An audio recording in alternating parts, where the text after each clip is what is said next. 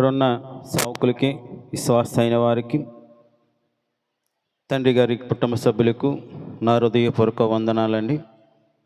అలాగే ఈ కూటాన్ని ఇప్పుడు సహోదరురాలు చెప్పిన సాక్ష్యము దేవుడు వాళ్ళ పట్ల చేస్తాడు కార్యము, విశ్వాసము కలిగి కూటాన్ని ఏర్పాటు చేసుకున్నారు.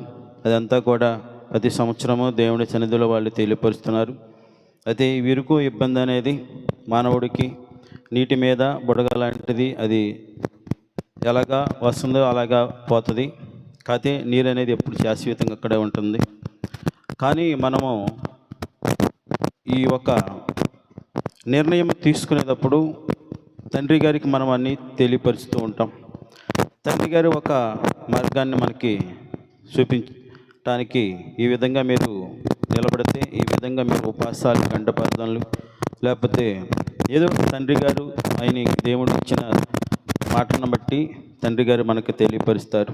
అలాగే 6 సంవత్సరాల నుంచి కూటాన్ని ఏర్పాటు చేస్తున్నారు. సంతోషం. కుటుంబ సభ్యులైన వారికి, నా సహోదరులకు, అలాగే వాళ్ళలో ఉన్న ఇప్పుడు ఇక్కడ కూడి ఉన్న నా కుటుంబ సభ్యులు అయిన వారికి,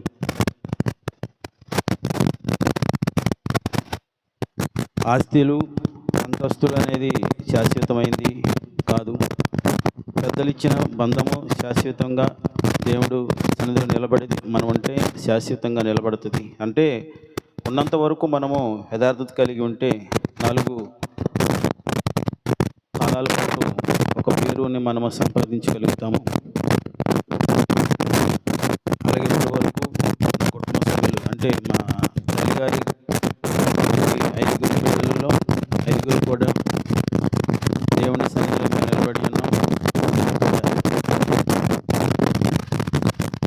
ఈ సమయంలో ఎక్కువ శాతం నా సహోదరుడికి ఇచ్చిన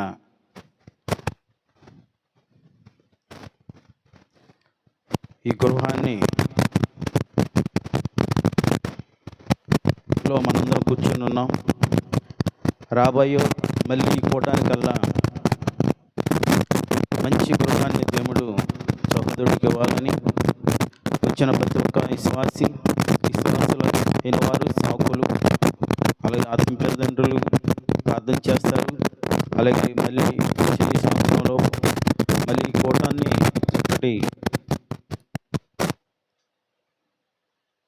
ఇచ్చిన గృహములో, మంచి గృహములో దేవుడు జరుపుకుంటాడని నమ్మకంతో ముందుకి మేము సాగిపోవటం జరుగుతుంది. అలాగే ఇక్కడ కూర్చున్న ఊరి గురించి వచ్చిన నా బంధువులైన వారికి కూడా నా హృదయపూర్వక వందనాలు. దేవుని ఎరిగిన బిడ్డ కనుక రామణంగానే ప్రతి కూటానికి వస్తున్నందుకు వాళ్ళ కుటుంబాన్ని కూడా దీవించబడాలని, వాళ్ళు చేసే వ్యాపారాలు కూడా దీవించబడాలని మీరందరూ ప్రార్థన చేయండి. అలాగే ఇక్కడ సంఘం ఇంకా కట్టబడాలి. మందిరాను స్లాబు రేపు తండ్రి గారితో ఇప్పుడు మాట్లాడతాం. స్లాబ్ ఎప్పుడు అనేది తండ్రి గారు చెప్తే ఆ రోజు స్లాబ్ వేయడానికి కూడా మీరందరూ ప్రార్థన చేయండి. అలాగే వచ్చిన వందనాలు. ఇదే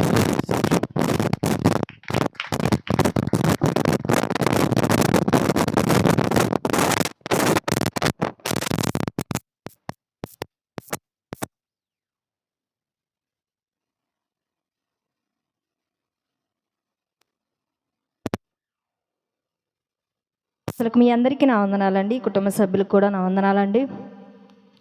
దేవుడు గడిచిన మరి గృహంలో కూటం నుంచి ఇప్పటి వరకు కూడా మరి నన్ను మనందరినీ దేవుడు కాచి కాపాడిన విధానాన్ని బట్టి దేవునికి స్తోత్రాలు చేస్తున్నానండి. Thank you Jesus.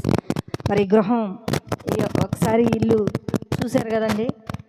ఈ మొన్న వరద నీళ్ళు వచ్చినాయండి. వచ్చినప్పుడు మసాడ్లో దాకా వచ్చేసినాయి నీళ్ళు.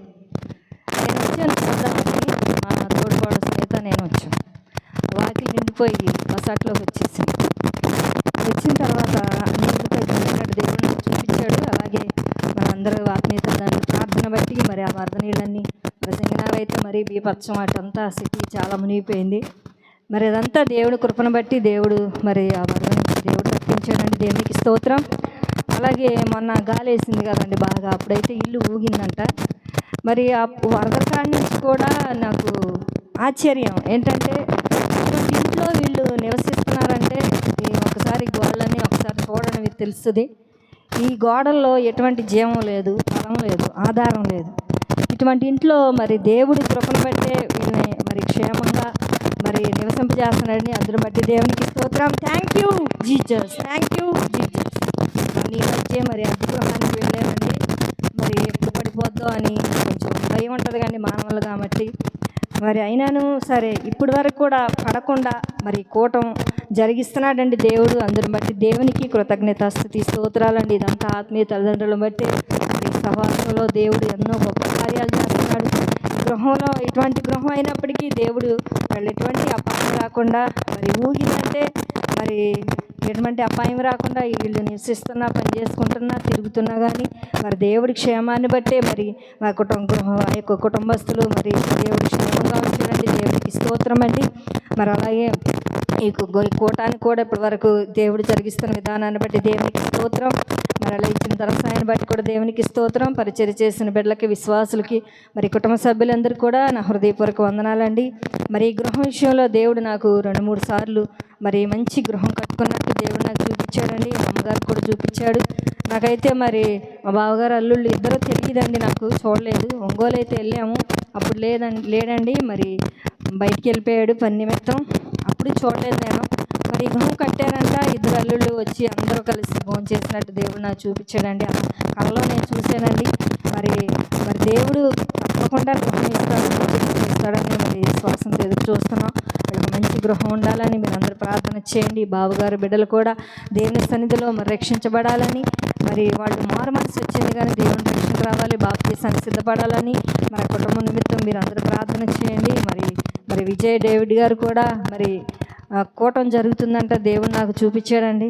కూటం పెట్టే ముందు మనం పాటలు పెడతాం కదా, ఆ పాటలు పెట్టేటప్పుడు పాటతో కలిపి పాట పాడినట్టుగా ఆనందంగా దేవుడు నాకు చూపించాడండి. దేవునికి స్తోత్రం. ఆ కుమారుడు కూడా దేవుని సన్నిధిలోకి రావాలని, మరి మనందరితో కలిసి ఉండాలని మీరందరూ ప్రార్థన చేయండి.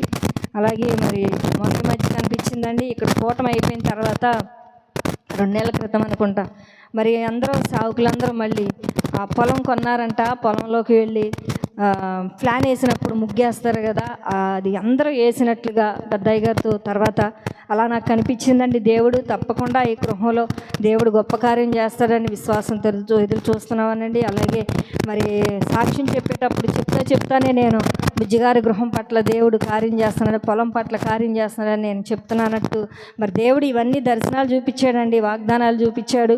తప్పకుండా ఈ కుటుంబం పట్ల దేవుడు కార్యం జరిగిస్తాడని మరి నమ్మకంతో ఎదురు చూస్తున్నామండి. కుటుంబం నిమిత్తం మీరు అందరూ ప్రార్థన చేయండి. మరి విశ్వాసులయ్యండి కూడా ఎంతగానో ఆ బిడ్డని అవిశ్వాసంగా మాట్లాడినప్పటికీ మరి ఏమేమి జరిగింది, ఎంతో ప్రార్థన చేస్తావు, అలా చేస్తున్నావు, కూటాలు పెట్టుకుంటున్నావని మరి దేవుని నమ్మిన వారే మరి అవిశ్వాసపరుస్తున్నారు. అయినప్పటికీ ఆ కుమార్తె అవిశ్వాసపడకుండా మరి భర్త గారికి చెప్పే ఈ దేవుడి మాటలు చెప్పుకుంటూ బలపరుచుకుంటూ దేవుళ్ళు ముందుకు కొనసాగుతుందండి. ఎటువంటి దుష్టులు వెతికి మరి ఆటంకపరచుకుంటూ ప్రార్థన చేయండి. ఇంకా విశ్వాసంలో బలంగా ఉండాలని మీరు అందరూ ప్రార్థన చేయండి. దేవుడి వరకు ఈ కూటాన్ని ఈ విధంగా జరిగిస్తున్న విధానాన్ని బట్టి దేవునికి స్తోత్రం. దేవుడిచ్చిన మంచి వాతావరణాన్ని బట్టి కూడా దేవునికి స్తోత్రం అండి. నిన్నటికాలం సమయం కూడా వర్షం పడింది. మరి దేవుడు వర్షం లేకుండా మంచి అనుకూలమైన వాతావరణం ఇచ్చాడండి. దేవునికి స్తోత్రం. వచ్చిన బిడ్డలందరికీ నా వందనాలండి. ఆత్మీయ తల్లిదండ్రులకి నా వందనాలండి.